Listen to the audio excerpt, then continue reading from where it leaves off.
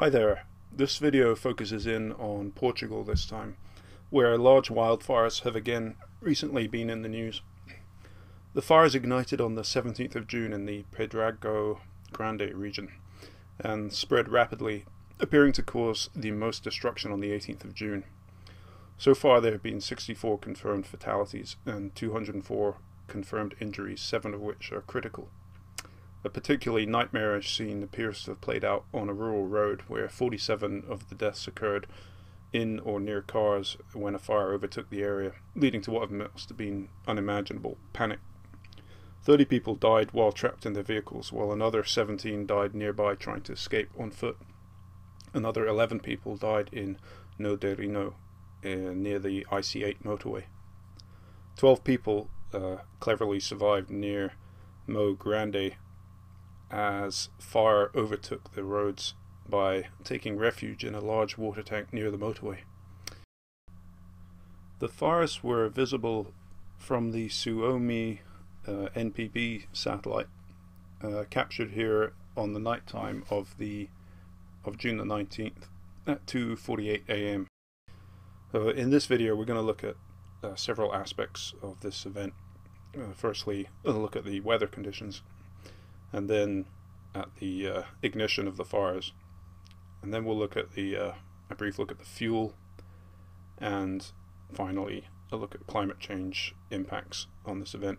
As always, if anything is inaccurate or you have any suggestions for other information sources, please leave a comment. The fire ignition was on the 17th of June and was preceded by an intense heat wave, with many areas of Portugal seeing temperatures in excess of 40 Celsius. As with many weather events, the heat wave was related to the wanderings of the jet stream. This loop shows the location of the jet stream over the several days leading up to the fires. The jet develops into a large kink dipping down to the west of Europe, with a long and persistent jet marked by the red arrow spreading up from the southwest. To the east of this, over Europe, a large persistent ridge was responsible for the build-up of the heat wave. It's a similar picture to a previous fire event discussed in an earlier video on this channel. That case was in Australia, where a powerful fire occurred in New South Wales. What you have to do is sort of flip the picture and you see the similarity with that large and slow-moving jet dip in the jet stream to the west, with a large blocking ridge ahead. The location of the fire in this case is shown by the red circle. This is an animation of model simulated temperatures at 2 meters, which is the meteorological standard for surface temperatures. This is for the 17th of June, and the temperatures obviously get extremely hot in Portugal, particularly southern Portugal, where the pinks in this case indicate temperatures above 40 Celsius. This animation shows the model simulated convective energy on the 17th of June. There are noticeably very high values that develop during the day as the land heats up, but particularly over northern Portugal. And on this day there were thunderstorms that developed, and those thunderstorms were one of the possible ignition sources of the fires themselves. This animation starts on the 15th of June and shows the relative humidity pulsating from day to night. This pulsation occurs because during the night the temperature cools, bringing the air closer to its condensational temperature, which thereby increases the humidity. Each day the humidity drops to about 20% or lower over the interior of the Iberian Peninsula. This low surface humidity implies that the air would have to cool by a very large amount before a cloud could form. This in turn suggests that thunderstorms developing from daytime thermals would have very high cloud bases. The higher the cloud base, the greater height through which rain would have to drop before reaching the surface, and in addition the air through which the rain would be falling would be very dry. These factors suggest a high amount of rain evaporation from any thunderstorms in this environment, which increases the possibility of so-called dry thunderstorms occurring. Various polar orbiting satellites gave us impressive views of the fires on the 18th of June. This one is from the Terra satellite. It passed over the region on its descending orbit at around 11:12 universal time. and captured the large area of smoke around the Coimbra region. This one was obtained by Aqua on its ascending orbit at 12:53 UTC. It caught some pyrocumulus developing, which can be seen to shade the areas of lower smoke, indicating that the clouds did gain some significant vertical development through the troposphere. This is potentially significant because fire-triggered convective cloud can generate even greater uplift through condensational heating and allow more air to flow in at the fire level, potentially increasing winds and oxygen availability. Finally, the Suomi satellite caught this on its ascending path over the region at 13:28, 1:28 p.m. Universal Time. Now things get perhaps a bit more intriguing as we move on to how the fire started. As the fire progressed, conflicting reports came out about the ignition source. It was initially reported that the fire was started by lightning from a dry thunderstorm, and the model simulations we looked at certainly indicate the environment was unstable and the surface air was very dry. So from that respect, it seemed to have been favourable for the development of dry thunderstorms. But later, it was reported from the head president of the Firefighters League. He expressed his conviction that the fire was started by arsonists, and he believed that the lightning strike blamed for igniting the fire came 2 hours after it broke out. So they launched an investigation.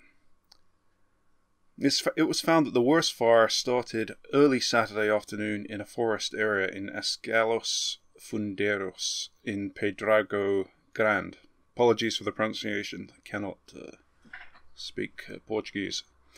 But actually, there were a series of 4 main wildfires that erupted across central Portugal in the afternoon of 17th of June. And they were all within minutes of each other, apparently. So let's take a look at the lightning. In this case, we're looking at this from the excellent website blitzortung.org.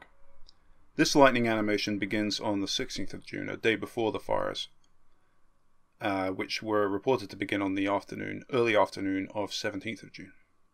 Extensive lightning can be seen to break out in the early afternoon over eastern Portugal on the 17th of June. But let's back up and look at exactly where and at what time the lightning began.